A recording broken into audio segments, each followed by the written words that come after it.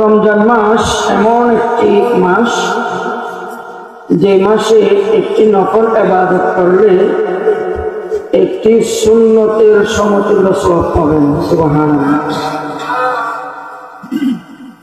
একটি সুন্নত ইবাদত করলে, সুন্নতের আমল করলে একটি ওয়াজিব আমল করার সমতুল্য সওয়াব পাবেন। সুবহানাল্লাহ। আর একটি ওয়াজিব আমল করলে একটি ফরজের সমতুল্য সওয়াব পাবেন। আর একটি ফরজ যদি আমল করেন 70টি ফরজের সওয়াব পাবেন। রমজান মাসে কেউ 1 টাকা আল্লাহর রাস্তায় দান করলে 70 টাকার সওয়াব। কেউ যদি 1 খতম কোরআন শরীফ পড়ে 70 খতম দেওয়ার সওয়াব আল্লাহ তাআলা তাকে দান করবেন। রমজান মাস কোরআন নাজিলের মাস, শবে কদরের মাস, ইতিকাফের মাস, যাকাত আদায়ের মাস, ফজিলতের মাস, বরকতের মাস রমজান মাস। রমজানের রোজা রাখা ফরজ। কোন সুস্থ ব্যক্তি, ওযর ছাড়া ব্যক্তি রমজানের রোজা না রাখলে সগীরা গুনাহ না কবিরা গুনাহ? কবিরা গুনাহ। আর কোন ব্যক্তি যদি রমজানের রোজাকে অস্বীকার করে, কিসের রোজা মানি না, মানব না, তাহলে কোরআনের আয়াত এবং হাদিসকে সে মানল না। রমজানের রোজার আয়াত হাদিস আছে না নাই? তো কেউ যদি বলে আমি রোজা মানি না, মানবো না, সে কোরআনকে মানলো না, হাদিসকে মানলো না, সে কি মুসলমান থাকবে না কাফের? কাফের হয়ে অমুসলিম হয়ে। তো রমজান বড় মোবারক মাস। এই রমজান মাসে শবে কদর একটা আছে না? শবে কদর ফার্সি, সব মানে রাত, নাইট। সব গুজারি, শবে বরাত, শবে মেরাজ, শবে কদর, এগুলো ফার্সি। আরবিতে শবে কদরকে বলে লাইলাতুল কদর। ইন্না আনজালনাহু ফি লাইলাতুল কদর। আল্লাহ তাআলা বলেন আমি এই লাইলাতুল কদরে কোরআন শরীফ নাযিল করেছি। সুবহানাল্লাহ। ওয়া মা আদরাকা মা লাইলাতুল কদর। ওহে নবী, আপনি জানেন লাইলাতুল কদর কি? এই রাতে ইবাদত করলে কেমন সওয়াব, কি সওয়াব আপনি জানেন? লাইলাতুল কদরি খায়রুম মিন আলফি শাহর। এই এক রাতে ইবাদত করলে 1000 মাস অর্থাৎ 83 বছর 4 মাস ইবাদত করার সমতুল্য সওয়াব আল্লাহ তাআলা আপনার আমার অ্যাকাউন্টে দান করবেন। ফজর পর্যন্ত সালামুন হিয়া হাত্তা মাতলাউল ফজর। ফজর পর্যন্ত লাইলাতুল কদরে আল্লাহ তাআলা সুকিনা, শান্তি, দয়া, মায়া, রহমত, বরকত নাযিল হতেই থাকে। সুবহানাল্লাহ। শবে কদরে পড়ার দোয়া আছে, শবে কদরে দোয়া আছে, মুনাজাতে হোক, মুনাজাতের বাহিরে হোক। কি দোয়া? আল্লাহুম্মা ইন্নাকা আফুউন তুহিব্বুল আফওয়া ফাআফু আন্নী। হে আল্লাহ, আপনি ক্ষমাশীল, আপনি ক্ষমাকে মহব্বত করেন, আপনি ক্ষমা করাকে পছন্দ করেন। তুহিব্বুল আফওয়া, ক্ষমা করাকে আপনি পছন্দ করেন আল্লাহ গো। ফাআফু আন্নী, অতএব আমি গুনাহগারকে, পাপীকে আপনি ক্ষমা করে দেন। অনেকে জিজ্ঞেস করে শবে কদরে কি আমল করবো, কয় রাকাত নামাজ পড়বো, কি নিয়ত পড়বো? শবে কদরের নির্দিষ্ট কোনো নামাজ নাই, নির্দিষ্ট নিয়তের নামাজ নাই। যেমন অনেক মূর্খ আছে, আমি কিবলামুখী হয়ে শবে কদরের নামাজ পড়তেছি, আল্লাহু আকবার, এইরকম নিয়ত করে নামাজ আদায় করে, এইরকম ফিক্সড শবে কদরের কোনো নামাজ নাই। তাহলে কি করব? শবে কদরে এশারের ফরজ আর ফজরের ফরজ অবশ্যই জামাতে আদায় করতে হবে। আছে সারা রাত নফল ইবাদত করেছে লাইলাতুল কদরে, কিন্তু ফজরের নামাজ পড়ে নাই, ঘুমন্ত অবস্থায় ছিল, ক্লান্ত হয়ে গেছে। আপনারাই বলেন কোটি নফল ইবাদত এক পাল্লায় দিলে 2 রাকাত ফরজের সমান হবে না? এই বোকামি করব না। সারা রাত নফল ইবাদত করে ফজরের সময় ঘুমাই গেলাম, নামাজটা পড়লাম না, এইরকম বেকুবি করব না। লাইলাতুল কদরে আপনি যত পারেন নফল নামাজ আদায় করবেন। নফল নামাজ এক নিয়তে 4 রাকাত করে পড়া জায়েজ, তবে উত্তম আফজল হচ্ছে এক নিয়তে কয় রাকাত করে পড়া? 2 রাকাত করে পড়া। নফল নামাজ মসজিদে পড়া জায়েজ, তবে উত্তম আফজল হচ্ছে মসজিদে পড়া না ঘরে পড়া? ঘরে পড়া। কেন পড়া? আল্লাহ রাসূল সাল্লাল্লাহু আলাইহি ওয়াসাল্লাম বলেন, উম্মত নফল সুন্নত গুলো ঘরে পড়ো, ফরজ মসজিদে পড়ো, ঘরে নফল সুন্নত গুলো পড়ো। কেন? ঘরকে তোমরা কবরস্থান বানাইও না। কবরস্থানে মানুষ নামাজ পড়ে না। কবর জিয়ারত করে যে কবরস্থানে মানুষ নামাজ পড়ে না। তো ঘরে যদি আপনি নফল সুন্নত গুলো আদায় করে পবিত্রতার একটা পরিবেশ আসবে কি আসবে না? নামাজ পড়লে তো অবশ্যই পবিত্রতার একটা পরিবেশ করবেই, এবং সন্তানেরা শিখবে কি শিখবে না? সন্তানেরও মাতা পিতার সাথে আপনার সাথে জায়নামাজ নিয়ে দাঁড়াবে না, তারাও নামাজ পড়ার একটা আগ্রহী হবে, উৎসাহী হবে। আর সুন্নত নফল গুলো কোথায় পড়া আফজল? মসজিদে না ঘরে? ঘরে। সবে কদরে সালাতুত তাহাজ্জুদ এক নিয়তে 2 রাকাত করে হোক, এক নিয়তে 4 রাকাত করে হোক, তাহাজ্জুদ নামাজ আদায় করবেন। নির্ধারিত কোনো সূরা নেই, আপনি যেটা পারেন সেটা। এখন আমি যদি নির্ধারিত করে দিই এই সূরা দিয়ে এই নামাজ পড়তেই হবে, আপনি যদি এই সূরা না পারেন তো আপনি তো নামাজও পড়বেন না। যে হুজুর আপনি যে সূরাগুলো ফিক্স করে দিচ্ছেন এগুলো আমি পারি না, আপনার নামাজ আপনি পড়েন, আমি ঘরে গিয়ে ঘুমাবো। তার ফিক্স কোনো সূরা নাই। সবে বরাতে বলেন, সবে কদরে বলেন, সবে মেরাজে বলেন, যে কোনো দিবসে আপনারা যে নামাজ পড়েন রজনীগুলোতে ফিক্স কোনো সূরা নেই। সবে কদরে আপনি সালাতুল হাজত পড়েন যে কোনো সূরা দিয়ে, 2 রাকাত হোক 4 রাকাত হোক। সালাতুত তওবা পড়েন যে কোনো সূরা দিয়ে, 2 রাকাত হোক 4 রাকাত হোক। বাংলায় নিয়ত করবেন আমি কিবলামুখী হয়ে তওবার নামাজ আদায় করতেছি, আল্লাহু আকবার, 2 রাকাত 4 রাকাত আদায় করতেছি। সালাম ফিরানোর পরে মাথাটাকে নিচু করবেন, গুনাহগুলোকে স্মরণ করবেন, অন্তরটাকে নরম করবেন, তওবার নিয়তে চোখের পানি ছেড়ে আল্লাহর দরবারে দোয়া করবেন। এর আগে কয়েকবার দুরূদ শরীফ পড়বেন, কয়েকবার ইস্তেগফার করবেন। আল্লাহকে বলবেন, আল্লাহ গুনাহ করে ফেলেছি, তওবা করতেছি, কান্না কাচ্ছি, আর গুনাহ করব না। তওবা কবুল হওয়ার আলামত কি জানেন? তওবা কবুল করেছে আল্লাহ, এটার লক্ষণ কি বুঝবেন কেমনে? আপনি যে গুনাহের উপরে তওবা করেছেন, যে পাপের উপরে তওবা করেছেন, ওই গুনাহ আর আপনার মজা লাগে না, ওই পাপ আপনার আর মজা লাগে না, ওই গুনাহের দিকে আর মন যায় না, ওই গুনাহ আপনার দ্বারা আর হয় না, হচ্ছে না। তাহলে আপনি কনফার্ম হতে পারবেন আল্লাহ তাআলা আপনার তওবাকে কবুল করেছেন। সুবহানাল্লাহ। সবে কদরে যত পারে সালাতুল হাজত করবেন। সালাতুল হাজত মানে জরুরত, সবার জরুরত আছে বান্দা বান্দি।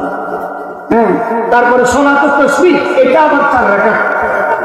আল্লাহ রাসূল সাল্লাল্লাহু আলাইহি ওয়াসাল্লাম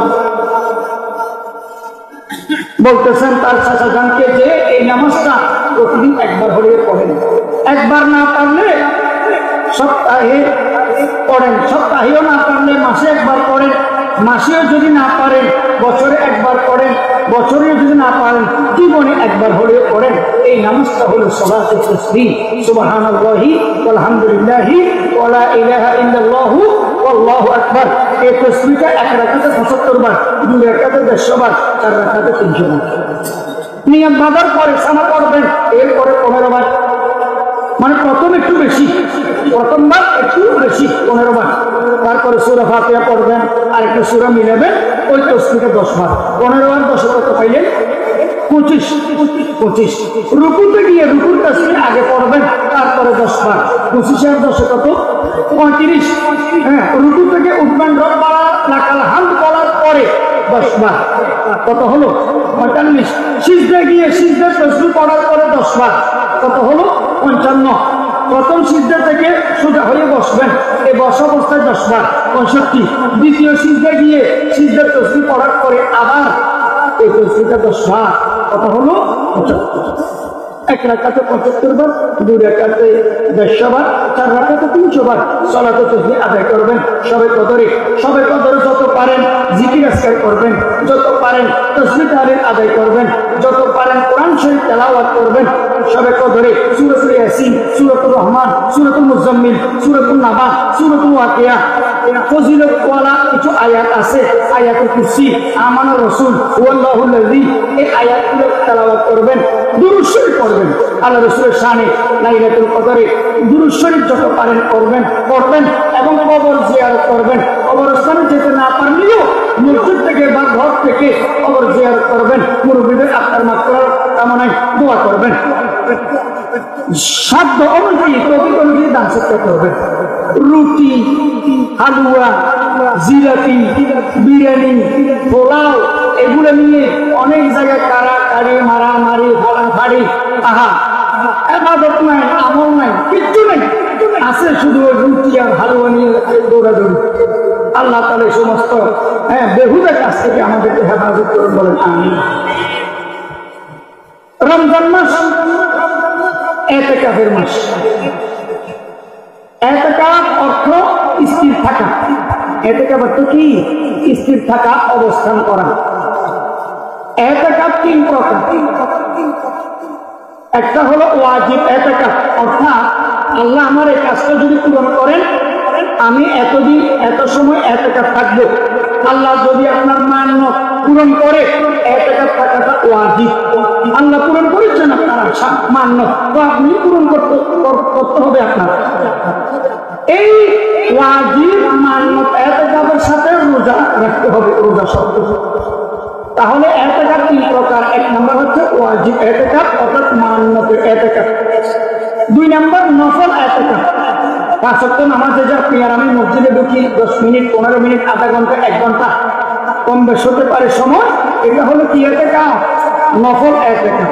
আর একটা হলো সুন্নত মুআক্কাদা আলাল কিফায়া, অর্থাৎ এলাকার মসজিদে যদি একজনও ইতিকাফ না থাকে, রমজানের শেষ 10 দিন একজনও ইতিকাফ না থাকে, পুরো এলাকাবাসী গুনাহগার হবে। নাউযুবিল্লাহ বলেন।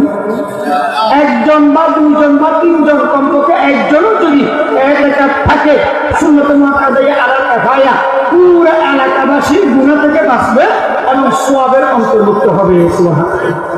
মা বোনেরা ইতিকাফ করতে পারবেন ঘরের ভিতরে একটা নির্দিষ্ট জায়গা করে পর্দা সহকারে, এখানে কোরআন শরীফ পড়বে, এখানে অবস্থান করবে, এখানে জিকির আজকার করবে, এখানে তাসবিহ তাহলিল আদায় করবে, এখানে কোরআন শরীফ তেলাওয়াত করবে, এখানে নামাজ পড়বে, এখানে ঘুমাবে।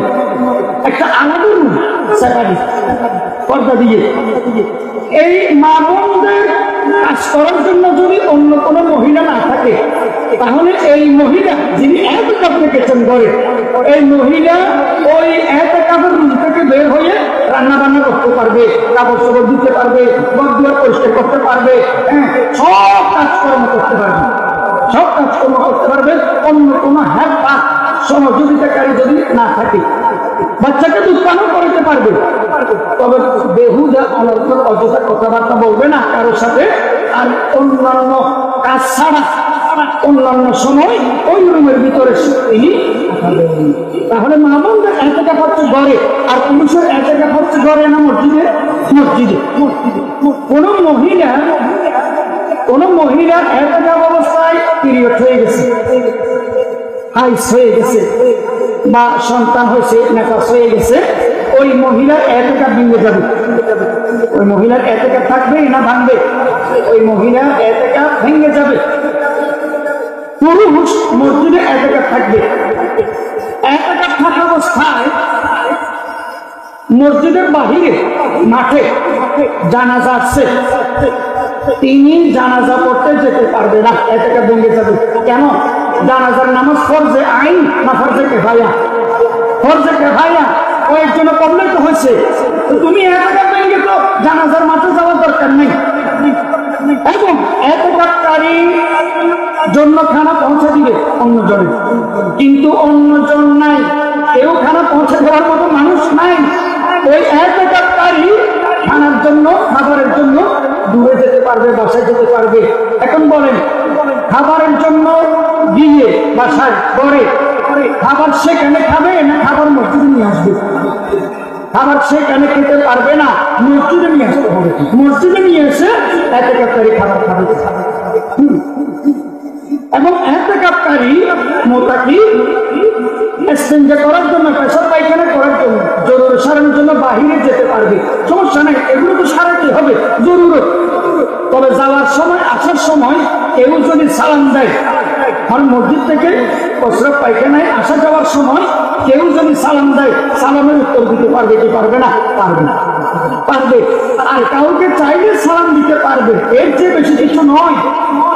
হ্যাঁ, মাথাকে নিচু করে যাবে, নিচু করে আসবে। এতকারী যদি মসজিদে গোসল ফরজ হয়ে যায়, মসজিদে গোসল ফরজ হয়ে গেছে, মনে রাখবেন গোসল ফরজ অবস্থায় মসজিদে প্রবেশ করে যাইস নেই। এখন উনি তো মসজিদের ভিতরে প্রবেশ করে তো যাইস নেই, গোসল ফরজ অবস্থায়, না থাকা অবস্থায়, না যাচ্ছে তো বলা। এখন এতকারী তো মসজিদের ভিতরে আছে, তিনি কি করবেন?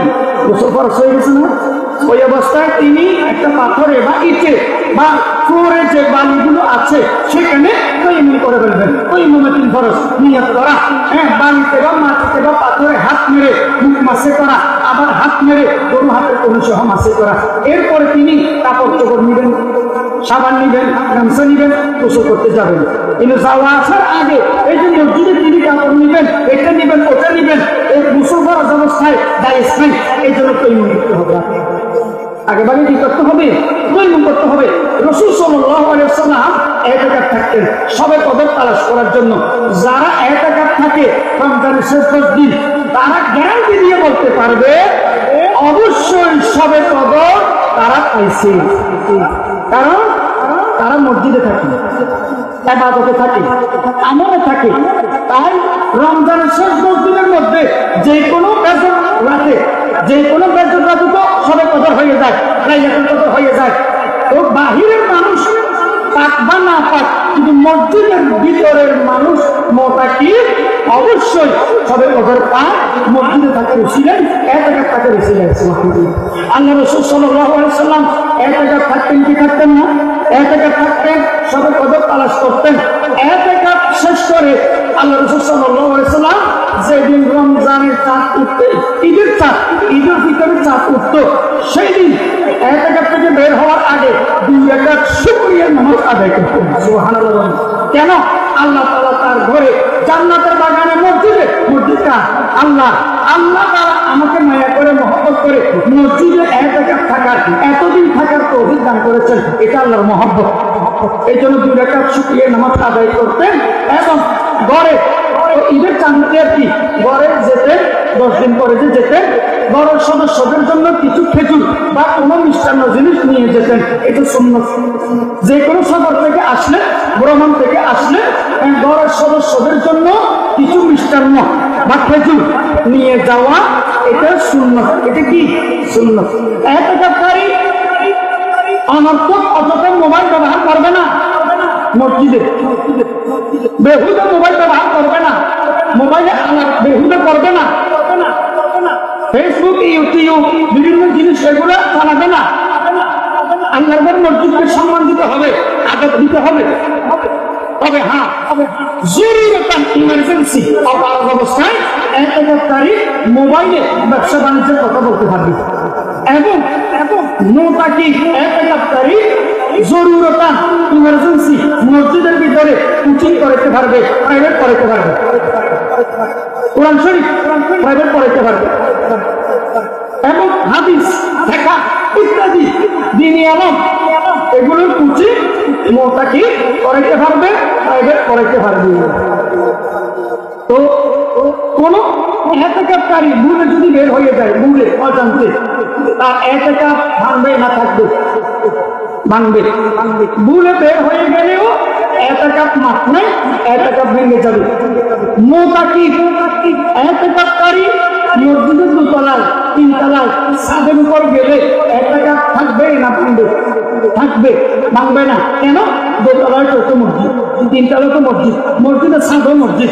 তাই কোনো জরুরতান বেজরুরি সেখানে যাওয়া উচিত না। তবে জরুরতান সেখানে গেলে কোনো সমস্যা নেই, 1 টাকা ভাঙবে না। কাপড় শুকাই দিতে হয়, জরুরতান যেতে হয় কি হয় না? হয়, কোনো সমস্যা নেই। মসজিদের ভিতরে তিনি গোসল করবেন, জরুরত মসজিদের বাহিরে গোসল করতে যাবো নিষেধ, গোসল করতে যাবো নিষেধ। তো এতেকাবের আরো অনেক অনেক জরুরি মাসআলা আছে।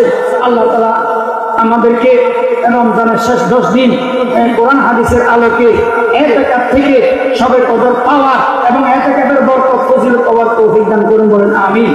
আপনাদেরকে আমি অনুরোধ করব, আমি সবে কদর নিয়ে কিছু বলেছি, এতেকাব নিয়ে কিছু বলেছি, খুব দ্রুত শেষ করে দিব। আমি খুতবা পর্যন্ত তালাওয়াত করিনি। আপনারা অনেকে বলতে পারেন শুধু সালাম দিয়ে শুরু, খুতবা কই, হুজুরের টানটুন কই, হুজুরের কণ্ঠ কই, কণ্ঠ আর টানটুনের টাইম নেই। রমজানের মধ্যে আরেকটা জিনিস আছে, সেটা হলো ফিতরা। কি বলেন? ফিতরা। ফিতরা দেয়া ওয়াজিব। ফিতরা দেয়া কি? ওয়াজিব। ফিতরা দিবে কে? ফিতরা ওই ব্যক্তি দিবে, ওই ব্যক্তির উপর ফিতরা ওয়াজিব যার উপরে যাকাত খরচ। প্রত্যেক মুসলমান আকেল বালেগ এবং যাকাত যার উপরে খরচ তিনি ফিতরা আদায় করবেন। ঈদের দিন সকালবেলায় ফিতরা ওয়াজিব হয়, তবে এর আগেও ফিতরা আদায় করলে আদায় হয়ে যাবে। কারণ মানুষের গরিব অসহায়দের জরুরত আছে, তো ঈদের আগে জরুরত আছে না? আছে। তো ফিতরা কি পরিমাণ দিবেন? যে ফিতরা 2.25 আটার মূল্য অথবা 2.25 গমের মূল্য, যত টাকা হয়, যে যুগে যত টাকা হয় তত টাকা 1 ফিতরা। 2.25 আটা 1 ফিতরা বা তার মূল্য, 2.25 গম 1 ফিতরা বা তার মূল্য আদায় করবেন। আর যারা 1000 টাকার মালিক, তারা কিসমিসের মূল্য, খেজুরের মূল্য আদায় করবেন। আপনার ঘরে নর নারী, বড় ছোট শিশু আছে, মাথা গোনা ফিতরা দিতে হবে। ঈদের দিন সকালবেলায় যে সন্তান জন্মলাভ করেছে আপনার ঘরে, তার পিছনে ফিতরা আছে, তার মাথার উপরে কি আছে? ফিতরা আছে। মনে রাখবেন, ফিতরার টাকা আপনার দোকানে কর্মচারী আছে, পোলাপাইন আছে, অফিসে কর্মচারী আছে আপনার আন্ডারে, অথবা ঘরে কাজের বউ আছে, তাদেরকে বেতন হিসেবে ফিতরার টাকা দেওয়া যায়। ফিতরা তো আবার ফিতরা তো এমনি দিতে হবে আপনার, কিন্তু বেতনের মধ্যে কেন ঢুকে দিলেন? এই সালাকি করা হারাম, এই যুক্তি দেখানো হারাম। তাই ফিতরার টাকা বা যাকাতের টাকা যে কোনো কর্মচারীদেরকে, আপনার অধীনস্থ মানুষদেরকে বেতন হিসেবে দেওয়া হারাম, হারাম। আপনি বেতন তো দিবেন, তার প্রাপ্য, তার হক। যাকাতের টাকা এক্সট্রা তারে দিলে দিবেন, ফিতরার টাকা এক্সট্রা তারে দিলে দিবেন, দিবেন। ফিতরার টাকা দিয়ে আপনাদেরকে একটু প্রশ্ন করি, ফিতরার টাকা দিয়ে সময় চিনি কিনে দেওয়া যায়, কাপড় কিনে দেওয়া যায়, ওষুধ কিনে দেওয়া যায়, যে কোনো জরুরতের জিনিস কিনে দেওয়া কি যায়। তবে উত্তম কোনটা? জিনিস কিনে দেওয়া না টাকা দেওয়া? কোনটা উত্তম? টাকা দেওয়া উত্তম বর্তমানে। কেন উত্তম? কারণ আপনি আর আমি তারে ধরেন 2.25 আটা দিলেন বা 2.25 গম দিলেন, এবার ছাড়া গম দিয়ে এটা দিয়ে করবে কি? এবার ছাড়া 2.25 আটা দিয়ে করবে কি? বর্তমান জরুরত হচ্ছে কি? টাকা। আমি যদি তারে টাকা দিই, ফিতরা বাবদ, সে অসুস্থ, সে অসুস্থ, ওষুধ খেতে পারবে কি পারবে না? টাকাগুলো দিয়ে তার জরুরত সারাতে পারবে কি পারবে না? পারবে না। ফিতরার কিন্তু কাজা আছে, ঈদের পরে ফিতরা দিতেই হবে, সময় মতো টাইম মতো আপনি দিতে পারেন নাই, পরে কিন্তু এই ফিতরার কাজা দিতেই হবে, দিতেই হবে। হ্যাঁ, এই গত বছর ফিতরা ছিল কমপক্ষে 100 টাকা, তো সামনে আরো বাড়তেও পারে। যে বছর ফিতরা যত টাকা ঘোষণা হয় মুফতি কেরামদের পক্ষ থেকে তত টাকা ফিতরা দিতে হবে। ফিতরা মাতা পিতাকে দেওয়া যাবে না, সন্তানদেরকে দেওয়া যাবে না।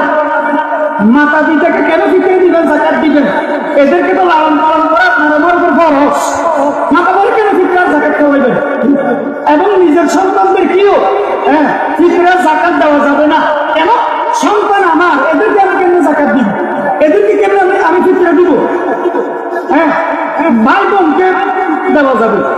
ভাই গরিব যাকাতের টাকা ফিতরের টাকা ধনী বোনে দিতে পারবে, জায়েজ।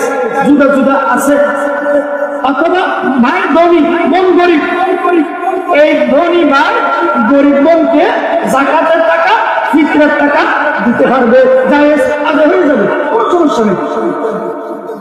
এই মামা মামি খালা খালু এই বিভিন্ন আত্মীয় স্বজন আছে না, চাচা জ্যাঠা কাকা, এদেরকে যাকাতের টাকা দিতে পারবেন, আদায় হয়ে যাবে। ফিতরের টাকা দিতে পারবেন, আদায় হয়ে যাবে, কোনো সমস্যা নেই। এই ফিতরের টাকা যাকাতের টাকা কোথায় বেশি দেওয়া, কোথায় দেওয়া বেশি উত্তম? মাদ্রাসায় দেওয়া। কোথায় দেওয়া? মাদ্রাসায় দেওয়া। কারণ মাদ্রাসায় এতিম আলাদা যারা আছে তারা রাত দিন কোরআন হাদিস করে। যদিও রাস্তাঘাটের ফকির বিক্ষুকে দিলে আদায় হয়ে যাবে, তবে কিছু ফকির বিক্ষুক আছে সিগারেট খায়, কিছু ফকির আছে বিক্ষুক আছে তারা মদ পর্যন্ত খায়, ওযু করে না, পবিত্র আদায় করে না, নামাজ তো পড়েই না।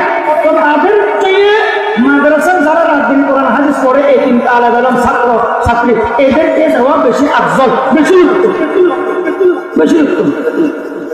তাহলে সবে কদর সম্পর্কে শুনলেন, ফিতরা সম্পর্কে শুনলেন, এতেকাদ সম্পর্কে শুনলেন। আরেকটা বিষয় শেয়ার করি, আপনারা মনে রাখবেন, ঈদের দিনের কয়েকটা সুন্নত আর থাকে না। হ্যাঁ, ঈদের দিন তাড়াতাড়ি ঘুম থেকে ওঠা সুন্নত, কিন্তু আপনারা ঈদের দিন 6টা-7টা বাজে উঠেন না। তাড়াতাড়ি বলতে নামাজের আগে, ফজরের নামাজের আগে ওটা সুন্নত, গোসল করার সুন্নত, মেসওয়াক করার সুন্নত, উত্তম কাপড় পরিধান করার সুন্নত। ঈদুল ফিতরের দিন কোন মিষ্টান্ন, খেজুর বা কোন মিষ্টান্ন জিনিস খেয়ে ঈদগাহে যাওয়া সুন্নত। ওজোর না থাকলে পায়ে হেঁটে হেঁটে ঈদগাহে যাওয়া সুন্নত, এবং তাকবীরে তাশরীফ করে ঈদগাহে যাওয়া সুন্নত। ঈদুল ফিতরে আস্তে আস্তে, ঈদুল আজহা জোরে জোরে বলে তাকবীরে তাশরীফ কি আবার আল্লাহু আকবার, আল্লাহু আকবার, লা ইলাহা ইল্লাল্লাহু, আল্লাহু আকবার, আল্লাহু আকবার, ওয়া লিল্লাহিল হামদ। এটা করতে করতে যাবেন ঈদগাহে। ঈদগাহে গিয়ে অথবা এই ঈদের নামাজের সময় ঘরে হোক ঈদগাহে হোক কোন রকমের নফল নামাজ পড়বেন না, নফল নামাজ পড়বেন না, এটা নিষেধ। এবং এই কবর জিয়ারত করবেন, কবর জিয়ারত করে সুন্নত পড়ে না, কবর মুরব্বিদেরকে ভুলে গেলেও চলবে না, কবর জিয়ারত করবেন, এটা একটা ফজিলতের কাজ। সাধ্য অনুযায়ী দান সদকা করবেন, এটাও একটা ফজিলতের কাজ। এবং এক রাস্তা দিয়ে ঈদগাহে যাওয়া, বাসা থেকে ফেরার সময় নামাজ পড়ে, ফেরার সময় অন্য রাস্তা ব্যবহার করা, মানে আসা যাওয়ার সময় রাস্তা দুটো ব্যবহার করা, এটাও সুন্নত। ঈদের দিনের সুন্নত গুলো আদায় করবেন, আমল করবেন। ঈদের দিন আমরা 3বার কোলাকুলি করি, বিদ্যুৎ গতিতে 3বার কোলাকুলি করি। হ্যাঁ, কোলাকুলি 3বার নাকি একবার? একবার। ভালো করে একবার কোলাকুলি করবেন। বিদেশ থেকে কেউ আসছে, ভালো করে একবার কোলাকুলি করবেন। আর কোলাকুলি দোয়া আছে, আল্লাহুম্মা জিদ মুহাব্বতি বিল্লাহি ওয়া রাসূলিহি, কি সুন্দর দোয়া আছে। এই দোয়া পড়ি না, ওই কোলাকুলি করি 3বার, তাও আবার বিদ্যুৎ গতিতে। আর নাম বলি যে নামটা বলি, নামটা তো বলা এখানে সুন্দর থাকে, পরে বলেন না, কিন্তু দোয়া তো আছে। মুসাফা করি না, মুসাফা করি এক হাতে। আর মুসাফা করার সময় নাম বলে, একটা বলেন মুসাফা কি এক হাতে না 2 হাতে? 2 হাত আর 2 হাত, দুজনে 4টা হাত, এই 4 হাতে মুসাফা করবে। এবং একটা দোয়া আছে, ইয়াগফিরুল্লাহু লানা ওয়া লাকুম, এই দোয়াটা পাঠ করবে আস্তে আস্তে, একটু একটু, 2 হাত আর 2 হাত, 4টা হাত জারবে। 4টা হাতের যত সগীরা গুনাহ হয়েছে সুন্নাত তরিকে মুসাফা করার কারণে আর দোয়াটা পড়ার কারণে আল্লাহ তাআলা সমস্ত হাতের সগীরা গুনাহগুলো মাফ করে দিবেন। আল্লাহ রাসূল সাল্লাল্লাহু আলাইহি ওয়াসাল্লামের সাথে কেউ যদি মুসাফা করতেন, ওই ব্যক্তি যতক্ষণ রাসূলের হাত ধরে থাকতেন, রাসূলও ততক্ষণ হাত ধরে রাখতেন। কেন? কারণ রাসূল যদি হাত টেনে নিয়ে ফেলে, বেশিক্ষণ না রাখে, ওই ব্যক্তি মনে করতে পারে, আরে আমি উম্মত, উনি নবী, আমি উম্মত, উনি রাসূল, আমি উম্মত, উনি পয়গম্বর, এই জন্য আমার সাথে বেশিক্ষণ ধরে রাখতে চাই না, হাতটা টেনে নিয়ে ফেললো। এটা মনে করবে যে আল্লাহ রাসূলের সে যতক্ষণ হাত ধরে রাখতো, রাসূলও ততক্ষণ হাত ধরে রাখতে। আমি আপনাদেরকে অনুরোধ করবো, বয়ানের লাস্ট পর্যায়ে আরো কোনো প্রশ্ন থাকলে করবেন মুনাজাতের আগে। প্রত্যেকে একটা একটা প্রশ্ন করবেন মুনাজাতের আগে, শিখার জন্য দাঁড়ায় প্রশ্ন করবেন। ভয় নাই, ডর নাই, অনেকে প্রশ্ন করতে ডরা, প্রশ্ন করতে কিসের ডর? আপনার মানুষেরা 10 জনে শিখলো, আপনিও শিখলেন, শরীয়তের একটা মাসলা যদি শিখে, হ্যাঁ, 1000 রাকাত নফল নামাজ পড়ার সওয়াব। সুবহানাল্লাহ। যাকাত সম্পর্কে একটা মাসালা বলি। একজন আমাকে প্রশ্ন করেছে, হুজুর কসম কার নামে জায়েজ, কার নামে না জায়েজ এটা বলবেন। কসম একমাত্র কার নামে হয়? আল্লাহর নামে। গায়রুল্লাহর নামে কসম হয় না। আমরা যে মাথা ধরে কসম খাই, সন্তানের মাথার উপর হাত রেখে কসম খাই, অঙ্গ প্রত্যঙ্গ ধরে আমরা যে কসম খাই, হ্যাঁ, মরা গাছ শুই, মরা খাত শুয়ে কসম খাই, এগুলো সম্পূর্ণ গুনাহ, কবিরা গুনাহ, হারাম। মসজিদ ধরে কসম খায়, মাজার শুয়ে কসম খায়, এগুলো সম্পূর্ণ হারাম। কিছু ব্যবসায়ী ভাই আছে ওই ক্যাশ শুয়ে কসম খায়, এটা হারাম। গায়রুল্লাহর নামে কসম করা কবিরা গুনাহ, হারাম। কসম একমাত্র হবে কার নামে? আল্লাহর নামে। এখন উনি প্রশ্ন করেছেন যে কেউ যদি কোরআন শরীফ শুয়ে কসম খায়, কোরআন শরীফ শুয়ে কসম খেলে গুনাহ হবে, কারণ এটা গায়রুল্লাহ। তবে এই কসম আদায় হয়ে যাবে, কসম হয়ে যাবে। এই কসম ভাঙলে কাফারা দিতে হবে। কসমের কাফারা কি? আবার আল্লাহর নামে যদি কেউ কসম করে, এই কসম যদি রাখতে না পারে, কাফারা হচ্ছে এই 10 জন গরিবকে খানা খাওয়াতে হবে। যদি এটা সম্ভব না হয়, তাদেরকে পরিধানের 17 টাকার বস্ত্র দিয়ে দিতে হবে কাফারা হিসেবে। এইটাও যদি সম্ভব না হয়, হ্যাঁ, টাকা পয়সা নাই, গরিব মানুষ, কসমের কাফারা হিসেবে লাগাতার 3টা রোজা রাখতে হবে, লাগাতার 3টা রোজা রাখতে হবে। এই হলো কসমের কাফারা। এখন উনি প্রশ্ন করলেন যে কেউ যদি ভালো কাজে কসম খায়, ভালো কাজটা করতেই হচ্ছে, আবার কসমও মানতে পারে না, তাহলে কি করবে? যেমন একজনে কসম খেল, আল্লাহর কসম আমি আর নামাজ পড়বো না, কসম খাইছে আল্লাহর নামে, কি করবে না? যে নামাজ পড়বে না বলছে, অথচ নামাজ পড়তে হবে কি হবে না? নামাজ তো ফরজ, নামাজ পড়তেই হবে। এখন নামাজও মাঠ নাই, করতে হবে, কিন্তু কসমও খাইছে, কি করবে? এই ব্যক্তির উচিত কসম ভাঙতেই হবে, নামাজ পড়তেই হবে, কসমের কাফারা দিতে হবে। আল্লাহর কসম আমি রোজা রাখবো না, এরকম যদি কসম করে, তাহলে কসম তো ভাঙতেই হবে, কাফারা দিতে হবে, রোজা রাখতেই হবে, রমজানের রোজা রাখতেই হবে। হুজুর, উনি আমাকে প্রশ্ন করলেন, হুজুর এর বিপরীত খারাপ কাজে যদি কেউ কসম করে, আল্লাহর কসম আমি আমার স্ত্রীকে তালাক দিব, কথা পরে চিন্তা করে দেখলো না, স্ত্রীকে তালাক দেওয়া যাবে না, এটা একেবারে নিম্ন শ্রেণীর কাজ। স্ত্রীকে আমি তালাক দিব না, আমি রাগের মাথায় বলে ফেলছি যে কসম খাচ্ছি, যে এখন কি করবে? তালাক তো দেওয়া যাবেই না, তালাক দিবে না, কিন্তু কসম খাইছে যে কসম ভাঙবে, কসমের কাফারা দিতে হবে। আর খারাপ কাজে কসম খাওয়া ডাবল গুনাহ, ডাবল গুনাহ। কেউ যদি বলে আল্লাহর কসম আমি সিনেমা দেখবো, তাহলে সিঙ্গেল গুনাহ ডাবল গুনাহ, ডাবল গুনাহ। মনে রাখবেন, আর ছোট্ট মিথ্যা কথায় বার্তায় অযথায় বেহুদায় কিছু মানুষ আছে আল্লাহর কসম, খোদার কসম, এই কসম, সেই কসম, এগুলো মুনাফিকের লক্ষণ, এগুলো মুনাফিকের লক্ষণ, সিটিং এর লক্ষণ। কথা কেন কসম খাওয়া হবে? যখন দরকার, ইমার্জেন্সি যেখানে দরকার সেখানে কসম।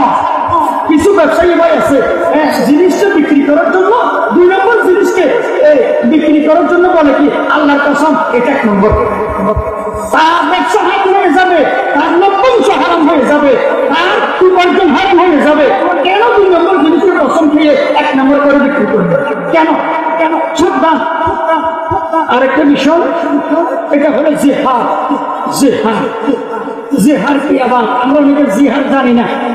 জিহাদ হচ্ছে কোন স্বামী যদি তার স্ত্রীকে মায়ের সাথে তুলনা করে, অথবা বোনের সাথে তুলনা করে, যাদেরকে বিয়ে করা হারাম, এইরকম মহিলার সাথে যদি স্ত্রীকে তুলনা করে স্বামী, সাথে সাথে মিলন সহবাস হারাম হয়ে যাবে।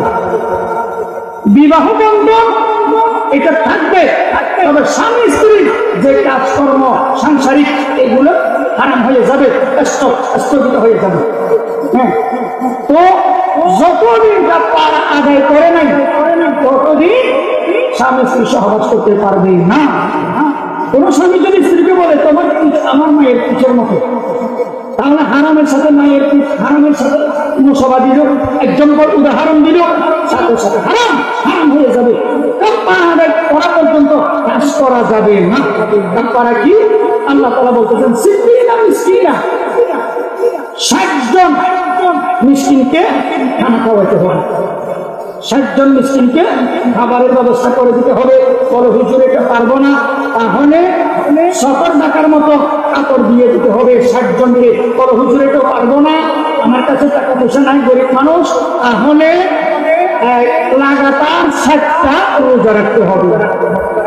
না হয় স্ত্রীকে কাজ করতে পারবে না। কেন? হারাম মানুষের সাথে, যাদেরকে বিয়ে করা হারাম, তাদের সাথে কেন স্ত্রীকে তসবি দিলেন? তাদের সাথে কেন স্ত্রীকে উদাহরণ মুসাফা দিলেন? কেন? এটা হলো জিহ্বা। আরেকটা হলো ফিদিয়া। আরেকটা হলো কি? ফিদিয়া। ফিদিয়া কি আবার? ফিদিয়া না চিনি। ফিদিয়া কি? কোন মানুষ এমন অসুস্থ, এমন বয়স্ক, নামাজ তো পড়তেই পারে না, রোজাও রাখতে পারে না, বয়সও অসুস্থ বেশি, তাহলে পরে সুস্থ হয়ে গেলে তো নামাজ কাজা দিবে, আল্লাহ সুযোগ দিলে কাজা দিতে হবে না, রোজাগুলো কাজা রাখবে। কিন্তু ওনার বয়স বেশি, আর সুস্থ হওয়ার সুযোগ নাই, কিনা সুস্থ হওয়ার সুযোগ নাই। এই ব্যক্তি নামাজের ফি দিয়ে দিবে, রোজার ফি দিয়ে দিবে। বড় হুজুর কি পরিমাণ ফি দিয়েছে? ফিতরার যে বছর যে পরিমাণ ফি দিও সে পরিমাণ। উদাহরণস্বরূপ ফিতরা যে বছর 100 টাকা, উদাহরণ 100 টাকা, এই বছর রোজার ফি দিও 100 টাকা। 1 রোজার ফি দিয়ে 1 ফিতরা, 2 রোজার ফি দিয়ে 2 ফিতরা। ফিতরা যত টাকা ফি দিও তত টাকা। তার মানে ব্যক্তি তো কাজা দিতে পারে না, অসুস্থ, বয়স্ক, তাহলে কি দিবে? যে ফি দিয়ে দিবে, যে নামাজেরও ফি দিয়ে দিবে। ডেইলি 6 ওয়াক্ত নামাজের ফি দিয়া, ডেইলি 6 ওয়াক্ত, 5 ওয়াক্ত ফরজ, 1 ওয়াক্ত বিধি। কারণ মানুষ যখন উমরি কাজা দেয়, মানুষ যখন নামাজ কাজা আদায় করে, তখন শূন্যতার নফলের কাজা আদায় করে না। কারণ শূন্যতার নফলের কাজা নাই, কাজা আছে ফরজের ভিতরে, ফরজের ওয়াজিবে। এই জন্য কাজা যেরকম আছে এরকম ফিদিও আছে। তাই কোনো অসুস্থ বয়স্ক সুস্থ হয় না, কাজা নামাজ আদায় করতে পারে না, তিনি ফিরিয়ে দিবে যদি তৌফিক থাকে, সম্বল থাকে। আর যদি তৌফিক সম্বল না থাকে, আল্লাহর কাছে মাফ চাইবে। আল্লাহ গরিব মানুষ, আমি অসুস্থ বয়স্ক, কাজা নামাজ পড়তে চাচ্ছি কিন্তু পারতেছি না, আমাকে মাফ করে দেন, মাফ চাইবে। আর এই মুরব্বী ফিরিও দেয় নাই, কাজাও আদায় করে নাই, তাহলে মরে গেছে, ধরেন মারা গেছে, তার সন্তানেরা ওই মুরগির, ওই মায়ের অথবা পিতার ফিরি আদায় করবে। কত মাস, কত বছর, কত দিনের নামাজ আদায় করে নাই? দেরি 6 ওয়াক্ত, দেরি 6 ওয়াক্ত, 6 ওয়াক্ত তো মাসে 180 ওয়াক্ত। তো ফিতরের যে পরিমাণ, এই পরিমাণকে 6 দিয়ে গুণ দিবে, 6 দিয়ে গুণ দিবে, দেরি 6, দেরি 6 দিয়ে ধরেন 100 টাকা হলে ফিতরা, ওই 6 ওয়াক্ত নামাজ 600 টাকা দেবে ফিদিয়া। তো ফিদিয়া বুঝছেন তো আপনারা? ফিদিয়া বুঝছেন তো? আর যদি উনি ফিদিয়া আদায় করে দিছে, সুস্থ হবে না মনে করে ফিদিয়া আদায় করে দিছে, আল্লাহর কি হুকুম, আলহামদুলিল্লাহ উনি সুস্থ হয়ে গেছে, তাহলে নামাজগুলো কাজা দিতে হবে, রমজানের রোজাগুলো কাজা দিতে হবে। এখন উনি যদি বলে হুজুর আমি তো ফিদিয়া দিছি, আমার কাজা কি? ডবল শাস্তি কেন আমার? ডবল শাস্তি। তুমি যেগুলো ফিদিয়া দিছো এগুলো দান সৎকার সব পেয়ে যাবে। আল্লাহ যেহেতু এখন ওনাকে সুস্থ করছে, কাজা নামাজ আদায় করতে হবে, এই কাজা রোজা রাখতেই হবে, ফিদিয়াগুলো দান সৎকার সব পাবে। তো যাকাত, যাকাত কার উপরে ফরজ? যাকাত সম্পর্কে 2-3টা মিনিট। আপনাদের খারাপ লাগতেছে নি? কোনো জরুরি কিছু বিষয়, এগুলো কোনো কিচ্ছা কাহিনী ঘটনা না, কোনো গরম হওয়া, আগুন জ্বালানো, বক্তব্য দেওয়া, এরকম না। যাকাত সুন্নত না ফরজ? জোরে বলেন, যাকাত ওয়াজিব না ফরজ? যাকাত ফরজ। কোরআন শরীফে নামাজের সাথে যাকাতের কথা 82 জায়গার মধ্যে আসছে। সুবহানাল্লাহ। যাকাত মানে পবিত্র, যাকাত মানে বৃদ্ধি। যাকাত যদি আপনি দেন 2.5%, লাখে 2,500, লাখে 2,500, 80,000-এ 2,000, 1 কোটি 2.5 লাখ, 100 কোটি 2.5 কোটি, 1,000 কোটি 250 কোটি, 2.5% করে করে যদি যাকাত দেন, বাকি সম্পদগুলোকে নিরাপত্তার গ্যারান্টি আল্লাহ তাআলা নিবেন। সুবহানাল্লাহ। অনেকে আছে কৃপণতা করে জাকাত দেয় না, কমে যাবে, জাকাত দিব না, কমে যাবে, এই কিপটামি করে জাকাত দেয় না। আল্লাহ জাকাত দেয় কিনা সুযোগ দেয়, জাকাত দেয় কিনা, জাকাত দেয় কিনা, কিন্তু জাকাত দেয় না। টিভিটার মালিক কৃপণতা করে জাকাত দেয় না, পরে তার ঘরে, তার ফ্যাক্টরিতে, তার কি কলকারখানায়, গার্মেন্টসে অগ্নিকাণ্ড হয়ে হাজার হাজার টাকা শেষ, ধ্বংস, এরকম হয়তো হয় না? হ্যাঁ, জাকাত অর্থ পবিত্র। এই টাকাগুলো জাকাত দিয়ে দিলে, 100% করে জাকাত দিয়ে দিলে বাকি টাকাগুলো পবিত্র। আর জাকাত মানে বৃদ্ধি। আল্লাহ তাআলা আপনি জাকাত দিলে আপনার রিজিককে ধ্বংসন করতে বৃদ্ধি করে দিবেন। জাকাত দেওয়া ফরজ, জাকাতকে অস্বীকার করলে কেউ অমুসলিম হয়ে যাবে, অমুসলিম হয়ে যাবে। মাহফিলে জাকাতের টাকা দেওয়া জায়েজ নাই, যে কোনো মাহফিলে জাকাতের টাকা দেওয়া জায়েজ নাই, ফিতরার টাকা দেওয়া জায়েজ নাই, এমনকি মসজিদেও জাকাতের টাকা, ফিতরার টাকা দেওয়া জায়েজ নাই। মনে থাকবে তো মাসালা, জাকাতের টাকা, ফিতরার টাকা মসজিদে দেওয়া জায়েজ আছে না নাই? জায়েজ নাই। এই জাকাতের টাকা, ফিতরার টাকা মাহফিলে দেওয়া জায়েজ আছে না নাই? জায়েজ নাই। এগুলা এই মাদ্রাসার এতিম তালেব ইলমদেরকে দিবেন, আত্মীয় স্বজন গরিব অসহায় যারা আছে তাদেরকে দিবেন। জাকাত অগ্রিম দেওয়া জায়েজ আছে না নাই? আমরা তো বছরে বছরে এটা জাকাত দিই। 1 বছর হওয়ার আগে, 12 মাস হওয়ার আগে কোন মানুষ, উপযুক্ত মুস্তাহিক মানুষ আপনার কাছে জাকাতের টাকা চাইছে, এখনো 1 বছর হয় নাই, আপনি জাকাতের টাকা তারে দিলেন, আদায় হবে কি হবে না? অ্যাডভান্স জাকাত, অগ্রিম জাকাত দেওয়া বছর হওয়ার আগে আদায় হবে, আদায় হবে, অবশ্যই হবে। এবং কেউ যদি সময় মতো আদায় করে নেয়, অগ্রিম জাকাত দেওয়া তো জায়েজ। আর কেউ আছে এমন সময় মতো আদায় করে নেই, বছর হয়ে গেছে আদায় করে নেই, পরে আদায় করা খরচ। কারণ নামাজের যেরকম কাজা আছে, রোজার যেরকম কাজা আছে, জাকাতের এরকম কাজা আছে না নাই? কাজা আছে। কারণ জাকাত দেওয়া কি ওয়াজিব না ফরজ? ফরজ, ফরজ। ব্যবসায়ী ভাইয়েরা, ব্যবসার পণ্যের জাকাত দিতে হবে। কসমেটিকের দোকান, মুদির দোকান, বিভিন্ন দোকান আছে না, জাকাত দিতে হবে। বলে হুজুর এই পণ্যগুলো তো 1 বছর জমা থাকে না, জাকাতের জন্য তো 1 বছর শর্ত। তো পণ্য তো দোকানের পণ্য আপ ডাউন করে, কোম্পানিরা দিয়ে যায়, কাস্টমারে নিয়ে যায়, এগুলো তো 1 বছর জমা থাকে না ভাই রে। দোকানের পণ্য 1 বছর রাখতে গেলে নিয়াত চলে যাবে। তাই পণ্যের বেলায় 1 বছর এটা শর্ত নয়। গত বছর আপনি দোকানদার জাকাত দিচ্ছেন, এই বছর 1 বছর পরে ক্যালকুলেটর হিসেব করে কত টাকার জাকাত আছে, যদি নেশাব পরিমাণের পণ্য হয়, এত টাকা হয়, জাকাত দিতে হবে। কমপক্ষে 52.5 তোলা রূপার মূল্য, 52.5 তোলা চাঁদি, যত টাকা মূল্য, তত টাকার পণ্য যদি দোকানে থাকে, জাকাত দিতে হবে। কোন দোকানদার মুরগি বিক্রি করে, ফার্মের মুরগি বিক্রি করে, এরকম ব্যবসা আছে, ওই মুরগির উপরে জাকাত দিতে হবে। কারণ এগুলো লালন পালনের মুরগি না, এগুলো গ্রামে যা লালন পালন করে কিছু গৃহস্থী, এইরকম না, এগুলো ব্যবসায়িক পণ্য। মুরগি এগুলো কি ব্যবসায়িক পণ্য। হ্যাঁ, কেউ যদি গরুর হ্যাঁ আছে, গরু বিক্রি করে, গরুর মূল্যের উপরে জাকাত দিতে হবে। হ্যাঁ, কেউ ছাগলের ব্যবসা করে, ছাগল, খাসি, দুম্বা, ভেড়া, উট, এগুলো বিক্রি করে, শুধু এগুলো বিক্রি করে, এগুলো পণ্য হয়ে যাবে তখন, এগুলোর পণ্যের উপরে, এগুলোর মূল্যের উপরে, এগুলোর দামের উপরে জাকাত আসবে। ওর দাম কত? ওই 52.5 তোলা দাম যত টাকা হবে, ওই কমপক্ষে 80,000 বা 70,000। যে বছর বাজারে 52.5 তোলা চাঁদির দাম যত হবে, তত টাকা না ছাড়।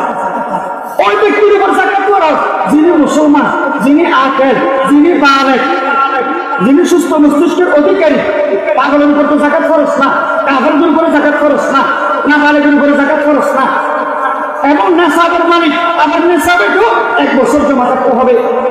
হ্যাঁ, তো 52.5 তোলা রূপা অথবা সে পরিমাণ টাকা যার কাছে আছে তার উপরে জাকাত খরচ। তাকে এটা ব্যাংকে থাকলেও থাক, তাকে এটা কমিটিতে, সমিতিতে, ফাউন্ডেশনে বা ঘরে বা পথে, যেখানে থাকবে থাক, 1 বছর হলেই কর্জ নাই, ঋণ নাই, অভাব অনটন নাই, জাকাত দিতে হবে, জাকাত দিতে হবে। গরু 30টা জার আছে। গরু এমন গরু যারা ফ্রি খায়, বিচরণ করে সরে খায়, ফ্রি, খরচ হয় না, ঘাস কিনে খেল কিনে খাওয়াতে হয় না। 30টা গরুর মধ্যে একটা জাকাত, গরু জাকাত আসবে। এবং ছাগল 40টা, খাসি বা ছাগল 40টার মধ্যে একটা জাকাত আসবে। উট 5টা, 5টা উটের মধ্যে একটা জাকাত আসবে। তারপরে অমুসলিমকে জাকাত দেওয়া জায়েজ নাই, মনে রাখবেন, অমুসলিমদেরকে জাকাত দেওয়া জায়েজ নাই। কেন? অমুসলিম কাফের, আর জাকাত হচ্ছে ফরজ ইবাদত। তো ফরজ ইবাদত মুসলমান অসহায়দেরকে দিলে আদায় হবে। অমুসলিমদেরকে এমনি কোন ব্যক্তি অমুসলিম অসহায় গরিব তাকে আপনি সহযোগিতা করবেন, মানবতা উদারতা, তাকে সহযোগিতা করবেন, কিন্তু জাকাতের টাকা দিয়ে আদায় হবে না। কোন পূজায়, কোন মণ্ডপে, কোন পূজায় অথবা কোন গির্জায় মুসলমান সহযোগিতা করতে পারবে না। কারণ সেখানে শিরিক চলে, সেখানে কুফরি চলে, সেখানে গায়রুল্লাহর কাজ চলে, গায়রুল্লাহর সিজদা চলে। তাই কোন মুসলমান মণ্ডপে বা পূজায় বা গির্জায় বিধর্মীদের টাকা পয়সা দিতে পারবে না। তবে হ্যাঁ, কোন অমুসলিম অসহায় গরিব অসহায় তাকে আপনি সহযোগিতা করতে পারবেন, জাকাত না এমনি সহযোগিতা করতে পারবেন। এখন প্রশ্ন করতে পারেন, বলো হুজুর, ওই মুসলমান সরকারের যে বিভিন্ন গির্জায় দেয়, মুসলমান সরকারের যে বিভিন্ন পূজায় দেয়, এটা রাষ্ট্রীয় ব্যাপার, রাষ্ট্রীয় ফতোয়া, এটা রাষ্ট্রীয় ফতোয়া, কিন্তু ব্যক্তি ফতোয়া হচ্ছে দেওয়া যাবে না। এখন প্রশ্ন করতে পারেন, কোন অমুসলিম যদি আমাদের মসজিদে দান বক্সে টাকা দেয় অথবা মুসলমানের মাহফিলে টাকা দেয়, এটা নেওয়া জায়েজ আছে মানে জায়েজ? বলো হুজুর, এদের তো কোনো সওয়াব নাই, এরা তো অমুসলিম, এরা যে মসজিদে টাকা দিল, মাহফিলে টাকা দিল, এদের সওয়াব না থাকলেও এরা যে ভালো কাজে মসজিদে অথবা মাহফিলে একটা টাকা দিল, আল্লাহ তাআলা দুনিয়ার মধ্যে তাদেরকে কল্যাণ দান করে দিবেন, দুনিয়ার মধ্যে বিভিন্ন অ্যাক্সিডেন্ট দুর্ঘটনা থেকে তাদেরকে হেফাজত করে দিবেন, অর্থাৎ দুনিয়াতে বদলা দিয়ে দিবেন।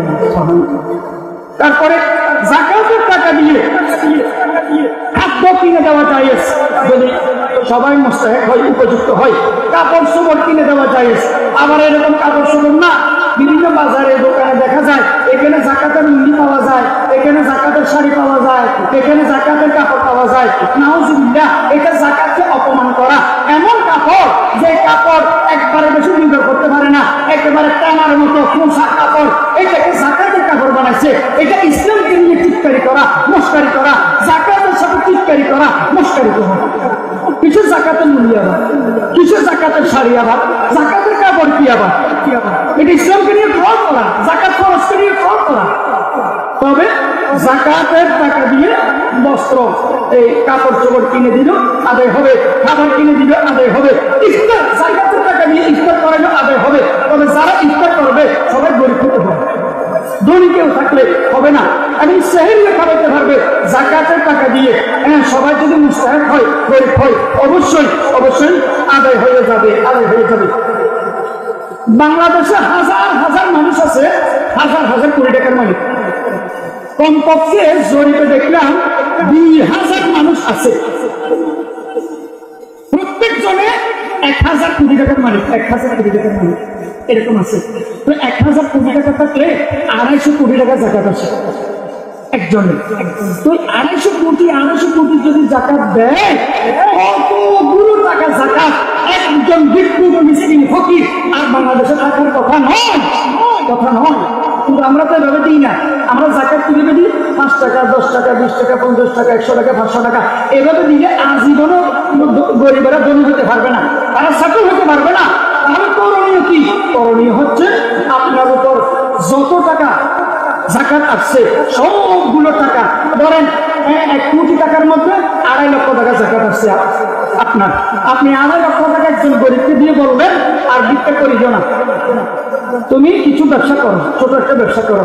এই সব টাকা যদি তাকে দেন, সে এই পুঁজিটা দিয়ে একটা ছোট ব্যবসা করতে পারবে কি পারবে না? দেখবেন কয়েক বছর পরে ওই গরিব ব্যক্তি জাকাত দিতে পারবে। এটা হলো নিয়ম, এটাই হলো নিয়ম। কিন্তু আমরা এটা করি না। দোকানের সালামি যদি নেশার পরিমাণ টাকা হয়, সারা ভাইয়ের মতো উল্টো পরিমাণ যদি টাকা হয়, ধরেন 1 লক্ষ টাকা বা 1 লক্ষ টাকা উপরে সালামি, ওই টাকার উপরে জাকাত আসবে। বলে হুজুর কে দিবে যে জাকাত কে দিবে যে সালামের টাকার উপরে যিনি দোকান নিয়েছেন ভাড়া তিনি দিবে যে। যেমন কি ব্যাংকে টাকা থাকলে ব্যাংকওয়ালা জাকাত দেয় নাকি গ্রাহকের জাকাত দেয়? গ্রাহকের জাকাত দেয়, ব্যাংক থেকে টাকা এনে। অনুরূপ ভাবে সালামি দোকানের সালামির টাকা, মার্কেটের সালামির টাকা জাকাত জমিদারে দিবে না, মার্কেটের মালিকে দিবে না, ভাড়া যিনি ভাড়া নিচ্ছেন তিনি দিবে যে। তারপরে জমিন প্লট জমিনের মূল্যের উপরে জাকাত আসবে। শ্বাসের জমিন না, প্লট করে রাখছে, প্লট এগুলোর মূল্যের উপর জাকাত আসবে। আপনারা দেখছেন বিভিন্ন জায়গায় ওই দেয়াল দিয়ে রাখে, সাইনবোর্ড দেয় বিক্রি করা হবে, প্লট বিক্রি করা হবে, বিজ্ঞাপন দেয়, এক দেয়। এই জমিনগুলোর মূল্যের উপরে বলে হুজুর এগুলো কোটি কোটি টাকা, এই কোটি টাকা মূল্যের উপরে জাকাত আসবে। কারণ এই জমিনগুলো শ্বাসের জমিন না, এগুলো এখন পণ্য, এগুলো এখন দোকানের পণ্যের মতো। তারপরে শ্বাসের জমিনের উপর জাকাত আসবে না।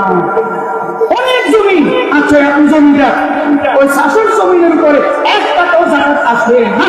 তবে ফসল যেটা আসবে, ফসল, এই ফসল যদি নেশা পরিমাণের মূল্য পরিমাণ হয় তাহলে এটার উপরে জাকাত আসবে।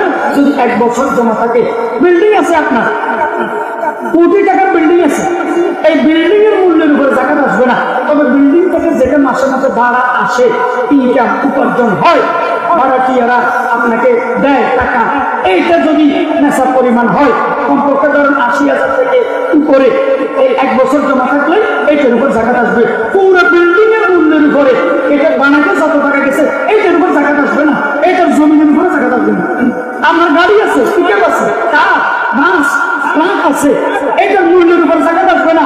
এটা যে ভাড়া ছাড়া ভাড়া দেন, ওই টাকার উপরে জাকাত আসবে যে 1 বছর জমা থাকলে নেশা পরিমাণ হলে। তারপরে কর্জ, আপনার থেকে কেউ কর্জ পায়, সেই টাকাগুলো দিতে পারতেছে না।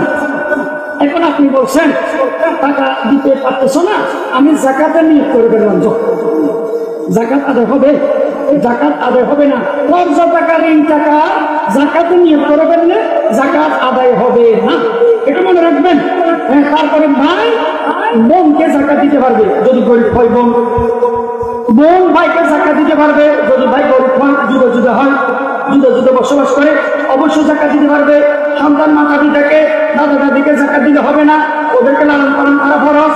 এদিকে আমার সন্তানদেরকে আমি জাকাত দিতে পারবো না, নাতি পুতিকে জাকাত দিতে পারবো না, তাদেরকে লালন পালন করা ফরজ। উপরের অংশকে আর নিচের অংশ, উপরে আর নিচে, এদেরকে জাকাত দিলে জাকাত আদায় হবে না। আগে বলছি যে কোনো দোকানের কর্মচারী, অফিসের কর্মচারী, আপনার ঘরের কাজের বুয়া, এদেরকে বেতন হিসেবে জাকাতের টাকা, ফিতরের টাকা দিলে আদায় হবে? আদায় হবে না। যদি বোনাসের টাকা দেন, বোনাসের টাকা জাকাত থেকে দিলে, বোনাসের টাকা ফিতরে থেকে দিলে আদায় হওয়ার মাসালা আছে, জায়েজ হবে, আদায় হবে। এটা অনেক ওলামায়ে কেরাম বলেছেন। তবে কিছু ওলামায়ে কেরাম বলেছেন না, বোনাসের টাকা থেকেও যদি জাকাত বাবদ দেয়, ফিতরে বাবদ দেয়, আদায় হবে না। তো কারো কোনো প্রশ্ন থাকলে বলেন, কারো কোনো প্রশ্ন এখানে এক আল্লাহর বান্দা হাসিদের তো আমি নোট করে রাখছি। অনেক ব্যবসায়ী ভাইয়েরা নাকি এই রোজার আগে জিনিস গুদামজাত করে রাখে, মজুত রাখে, রমজানের চড়া দামে বিক্রি করার জন্য। এটা জায়েজ নাই, এটা হারাম। কাস্টমারদেরকে ঠকানো। অন্যান্য দেশে আরব কান্ট্রিতে রোজার মাসে সস্তায় ছেড়ে দেয় জিনিস, রোজাদারদের উপকার হয়। কিন্তু আমাদের দেশে বিপরীত, যারা যত ঠকাইতে পারে, কাস্টমারকে যত ঠকাইতে পারে, প্রতিযোগিতা, দিনের কাজে প্রতিযোগিতা, এটা যাতে না হয়। আর অনেক ব্যবসায়ী ভাইয়েরা আছেন প্রথম বিক্রি বাকিতে দিতে চায় না। কেন? প্রথম বিক্রি বাকিতে দিলে নাকি পোশাক অলৌকিক। এটা সম্পূর্ণ কুসংস্কার, এটা সম্পূর্ণ অপসংস্কৃতি। এটা বর্জন করতে হবে। একটা বিশ্বস্ত আমানতদারি কাস্টমার আপনার কাছে আসছে, বিপদে পড়ছে, প্রথম বাকি, প্রথম বিক্রি আপনার কাছে চাইছে, আপনি দেন, সওয়াব পাবেন, সওয়াব পাবেন। আমার অনেক ব্যবসায়ী ভাই আছে রাতে সুই সুতো বিক্রি করে না। কেন? অলৌকিক পোশাক। কেন? কে বলছে? কোন কিতাবে আছে? রাতের বেলায় সুতা বিক্রি করা যায় আছে না নাই? অবশ্যই জায়েজ আছে, অবশ্যই ডাবল সোয়াব হবে। বলে ডাবল সোয়াব? একটা কাস্টমার আসছে রাতের বেলায় সুতা চাইছে, আপনি একটা সোয়াব আছে, বিপদে পড়ছে আসছে, সোয়াব পাইছেন একটা। আবার কুসংস্কার বিরুদ্ধে আপনি জিহাদ করেছেন। কি কুসংস্কার? ওই যে রাতের বেলায় সুতা বিক্রি করবে অলক্ষী, এটাকে আপনি বিশ্বাস করেননি, তাহলে একটা সোয়াব আছে। তারপরে অনেক ব্যবসায়ী বাইরে কসম খেয়ে 2 নম্বর জিনিসকে 1 নম্বর বলে বিক্রি করে, এটা কিন্তু হারাম, এটা হারাম। আর অনেক ব্যবসায়ী ভাইয়েরা আছে, হ্যাঁ, অনর্থক মহিলা কাস্টমারের সাথে কথা বলে, আপা ভাবি কেমন আছেন, লিপস্টিকটা বেশি সুন্দর হয়েছে, হ্যাঁ আপনার কাগজটা মানাইছে, এই জাতীয় অযথা বেপরদা কবিরা গুণবলা কথা বলে। খবরদার ব্যবসায়ী ভাইয়েরা যতটুকু পারেন পর্দা রক্ষণাবেক্ষণ করবেন। হ্যাঁ, জরুরতের ছাড়াই ব্যবসাটা করে আপনি তাকে বিদায় দিয়ে দিবেন। তারপর অনেক ব্যবসায়ী ভাইয়েরা আছে মোবাইলে কোরআন শরীফ না পড়ে গান শোনে, নিজেও গান শোনে, কাস্টমারদেরকেও গান শোনায়, নিজেও কবিরাগুলো সামিল, কাস্টমারদেরকেও কবিরাগুলো সামিল করলো। মনে করে কি জানেন, গানের ব্যবস্থা করলে সাউন্ড বক্স যদি আমি এনে গান শোনাই, কাস্টমার আমার দিকে বেশি আসবে। অনেক সাউন্ড দোকানদার মনে করে টেলিভিশন থাকলে আমার দোকানে হোটেলে কাস্টমার বেশি আসবে। সম্পূর্ণ মিথ্যা কথা। রিজিকের মালিক কে?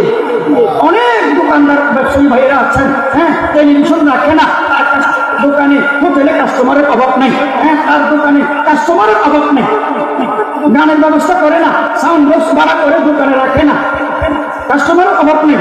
তারপরে অনেক দোকানদার আছে দোকানে গোলাপ জল ছিটায়, গোলাপ জল ছিটায়, মনে করে যে এটা বরকত, গোলাপ জল ছিটাইলে ব্যবসা বাণিজ্য ভালো হবে। আবার অনেকে দেখেছি আগরবাতি জ্বালায়, আগরবাতি, মুসলমান, হিন্দুদের এটা ভিন্ন কথা, মুসলমান মনে করে যে আগরবাতি জ্বালাইলে এটা একটা বরকত। একটা আগরবাতির মধ্যে কি বরকত? গোলাপ জল ছিটানোর মধ্যে কি বরকত? বরকত দেওয়ার মালিক কে? আল্লাহ। তাই যে মুসলমান ব্যবসায়ীরা আগরবাতির মধ্যে বরকত মনে করে, গোলাপ জল ছিটানোর মধ্যে বরকত মনে করে, তারা সম্পূর্ণ ঘুরে আছে, গুনাহের মধ্যে লিপ্ত আছে। আবার অনেকে দেখছি দোকানের মধ্যে পীর সাহেবের বড় বুজুর্গের আল্লাহর ওলির ফটো রাখে। জিজ্ঞেস করছি এই ফটোটা এখানে কেন টাঙ্গায় ঝুলে রাখছেন? ওই বরকতের জন্য। ফটো রাখা জায়েজ না না জায়েজ? যে ঘরে, যে দোকানে, যে প্রতিষ্ঠানে ফটো থাকবে, ওই প্রতিষ্ঠানে রহমতের ঘরে ছাড়া প্রবেশ করে না। টুটুল থাকলেও রহমতের ঘরে ছাড়া প্রবেশ করে না। এখানে আবার বরকত কি? বরকত কি? তাই দোকানদার ভাইয়েরা আপনারা খুব সাবধান থাকবেন, সুন্নত তরিকে ব্যবসা বাণিজ্য করার চেষ্টা করবেন। আল্লাহ তাআলা আমাদেরকে আমল করার তৌফিক দান করুন, বুঝার তৌফিক দান করুন, বলুন আমিন।